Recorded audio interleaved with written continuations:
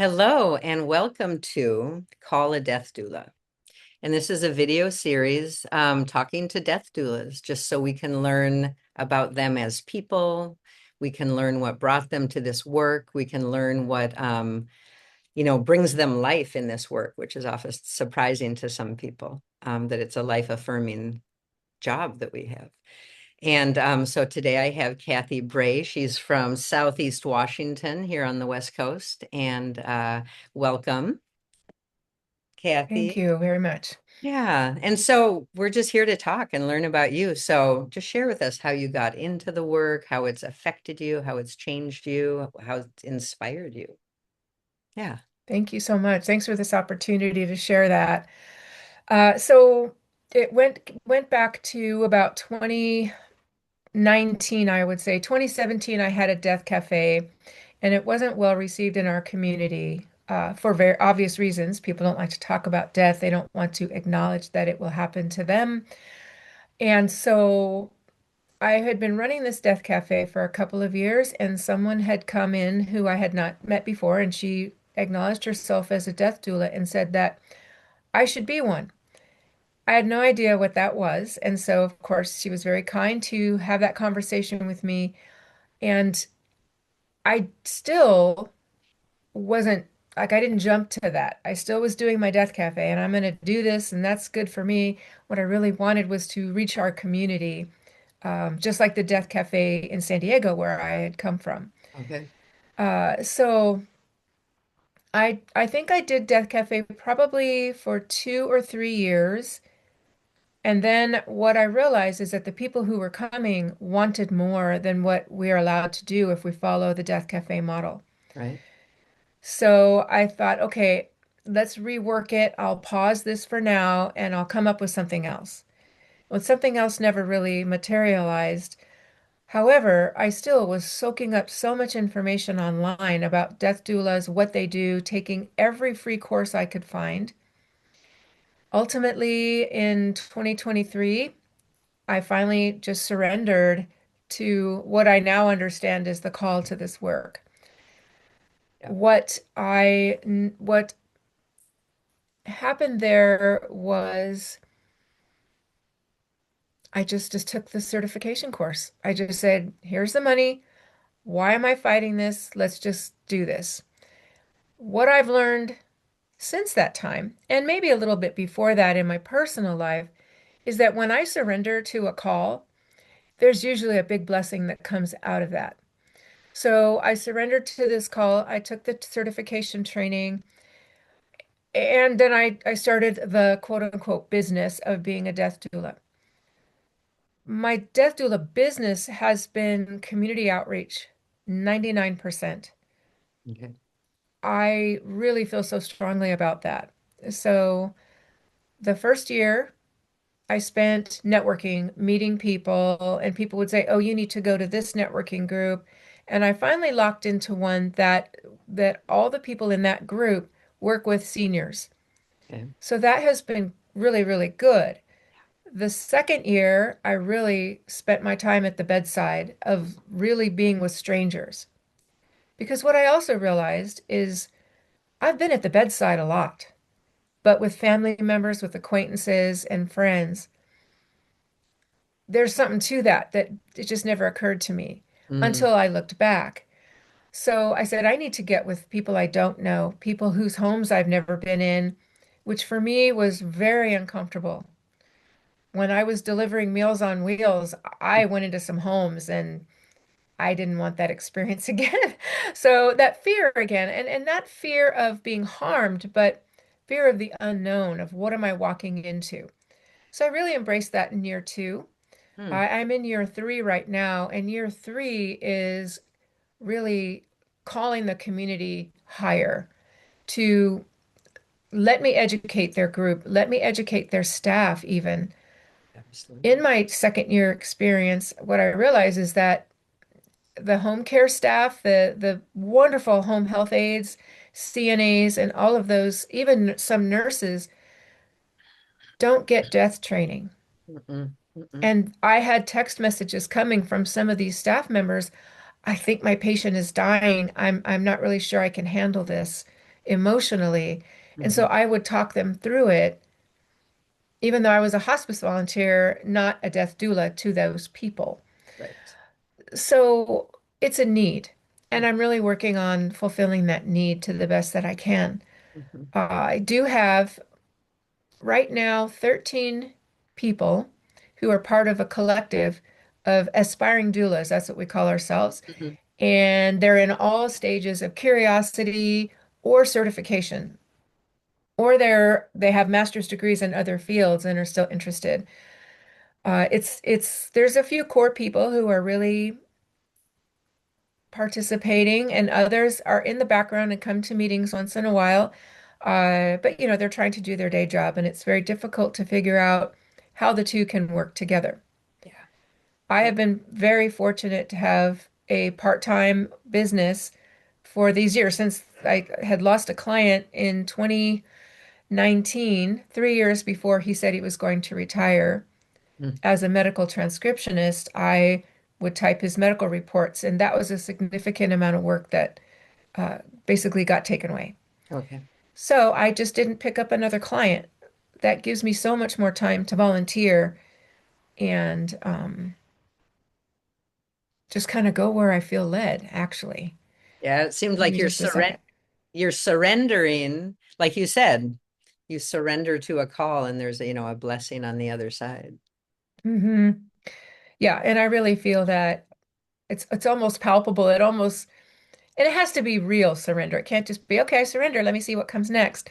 It Yeah. can't be that way. It's real Yeah. heart work to do that. Definitely. And it probably takes many surrender sessions. I mean, there we have so many layers to us that it comes along when we feel safe enough to surrender, is what I've found. Yes.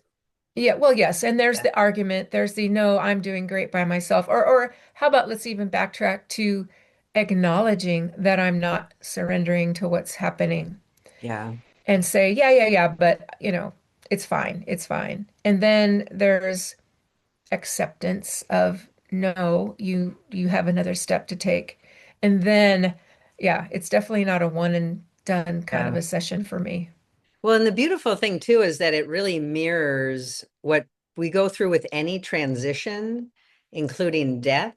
And so for us to be able to understand that in ourselves, that it's hard to Hmm. surrender to the unknown, right? And these people that we are helping to their final breath, it's hard for them to surrender to the unknown sometimes. So yeah, I know it's really affected me in my life to do my own heart work, to be able to hold people more deeply, like, wow, I do get it. I do get it. This is very shaky business here. We don't know what's next. Can we really trust it?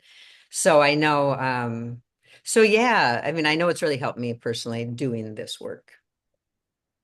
Yes, I think what I recognized about my particular training program is that it didn't focus on the spiritual very heavily, and I know that there are programs out there that are on that more spiritual side. And so what I realized is this person had a very strong medical background. I have a strong medical background, so I felt very good about the program, but I had a lot of learning to do on the spiritual side. Mhm. Our community actually has a great section of very spiritual people, whether it's psychics or mediums, the Reiki healers. There's a lot of healing going on around here. Right. And I feel like that is a community that is more likely to embrace death. Definitely. I've been surprised that that's not always the case, but I still feel like I have a lot to learn from those folks. And so I have spent more time in Mhm. that realm, if you will. Yeah, those are my two communities right now, are death workers and the spiritual healer people. Like Okay. that's how I balance out my time, and it's great because I grew up Hmm. religious, and when I had my awakening that I had an like I could make up my own life. What? And so really exploring the spiritual mystical stuff when I was young, that was taboo, but now it's like, oh my Hmm. gosh, it makes so much sense to me. Just Mm. it's about we're spiritual beings having a human experience, when it comes down Yes, to it. So yeah, I love the that's a freedom to. great way to put that. Yeah, I saw it on a bumper sticker. It says we are not human beings having a spiritual experience. We are spiritual beings having a human experience. Wow. Like our spirit stepped into our vehicle, which is our body. and our spirit's just driving around, just experiencing this life until we die. I mean, that's the way I explain it to people. It's like we're just Mm. temporarily on this earth in our little vehicles, and then we get to go back and have look back at our life and go, wow, that one was crazy. That's the way I Mm. simplify it. Um, Yeah, that's a great perspective. yeah, yeah. Hmm. So what kind of work do you do when you work with people? Like a couple different examples of what a death doula does. It's not always just sitting next to someone as they're dying. There's a lot to Right. being a death doula. Yeah, so for me, it's this year has been doing presentations. I had a goal for 2026 to do four. I've done six already. Nice. So again, that surrender and being willing to put a little bit of my personal money into Mm, paying for some of these presentations to take place. I did a conscious living expo the first weekend of May. That was fabulous. A lot of healers there that I already knew some, but met so many more. And the conversations that I have had with people through that experience, it affects me deeply and lets me know exactly what you just said, that so many people do want to embrace that spiritual side. It is us. And for me, I just don't acknowledge that, but I'm opening my mind to it. hmm hmm Um, so educating the community is huge for me. Educating, again, like I talked to you about with the staff members of home care or certain hmm entities, hmm looking at corporations and their HR department, because my husband's work has this allowed him to share with me some experiences confidentially, of course. I don't know who these people are, but they have utilized all of their FMLA or any kind of leave that they've had, vacation time, to the point where coworkers are donating their own vacation time to this person to care for a family member. They had no plan in place with Right. that family member. Right. My whole business is called While We're Still Here That's because we've got to have those relationships now. We've got to have conversations now. right. Yeah. If we embrace this idea that we will die today, we can change the way that we live our lives today. And for me, it's say the things, do the things before you can't do it anymore. Really, I drive that hard in hmm everything that I do. hmm So that is the bulk of my work. Okay. I do get people who reach out to me from all over the country looking for doulas. And so I'm on a couple directories, but then I will also just look around and see who's around their area and Right. reach out to those doulas on their behalf to Yeah. see if they'll even be a fit, and then they can go from there. Yeah. Um, I walk with clients from the time of a or excuse me, a terminal diagnosis, or just beforehand. I would like to get the children of those folks involved Yeah. because what I have found is the parent I'm talking to, and they're saying, "Oh, we can't talk to my children about this. They're afraid of death." But then I find out the children have been talking among themselves and they're afraid to talk to the parent Right. because they don't think parent can handle it. Right. So that's beautiful when it comes together because it's very clear everyone's been talking independently of one another, but to see them have that conversation together is beautiful. hmm hmm Yeah, that's so great. Yeah, you're like a moderator. Again, it's us being able to hold the space in a peaceful way, because then we can see things. Everyone else is just freaked out, right? I mean, they Yes, can't even yes. think straight.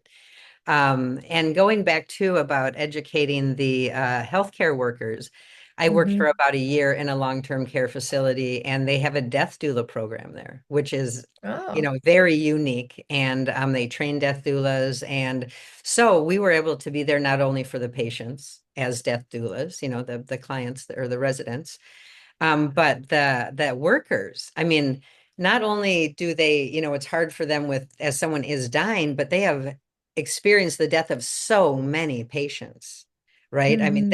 they're there all the time. And so being able to give them the support after clients have died, we would leave the bed and the room empty. The bed, we put a white bedspread on and flowers and candles and left it that way for 24 hours so that the Hmm. workers, the people who cared for these people over the 24-hour shifts, could come and just spend time and say goodbye.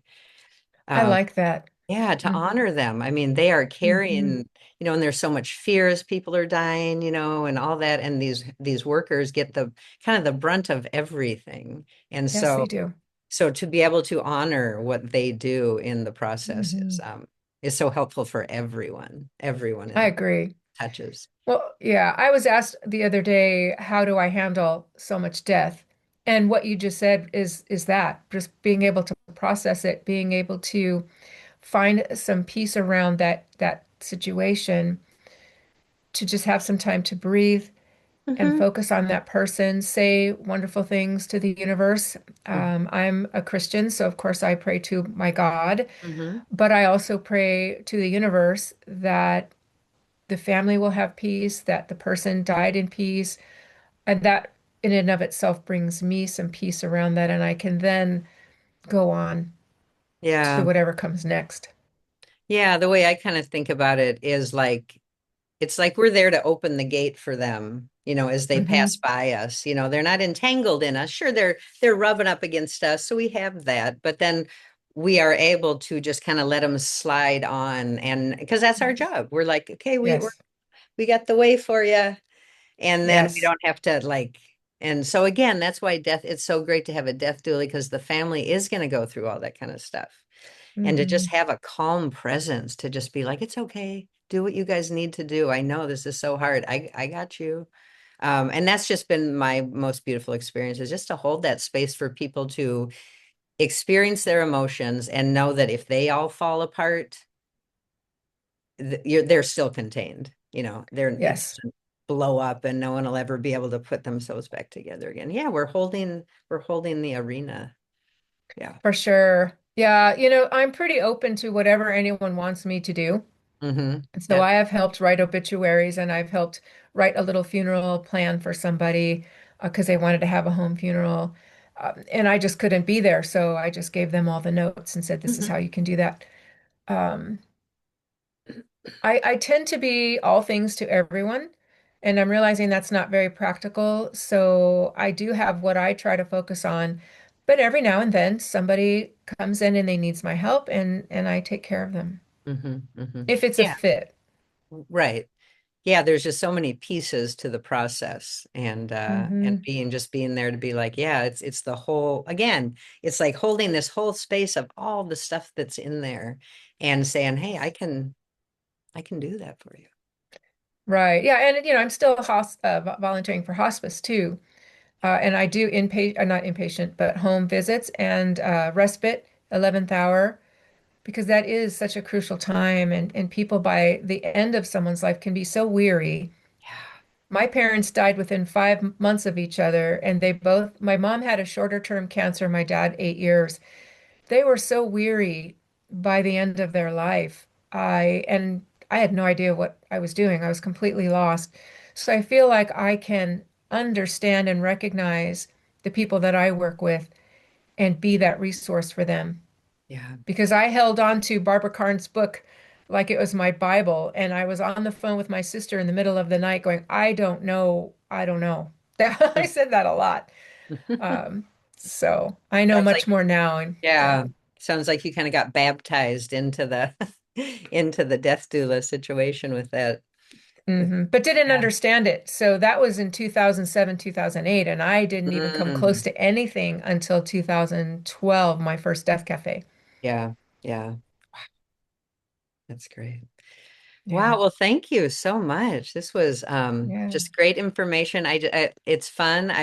Every single doula is different. It's just so great to hear what we have to offer uniquely just because of our life experience. And then here we Yes. are. So that's Yes. And thank you for posting something like that yesterday, I think it was. But just to be able to see all the people that you've interviewed was really yeah. neat. Oh, good. Yeah. Once I got it going, I figured people could see what it was about. So, wonderful. Hmm. And I will tag your website in the comments so people can Oh, thank you. reach out to you and just learn more about you and learn more about it all. So.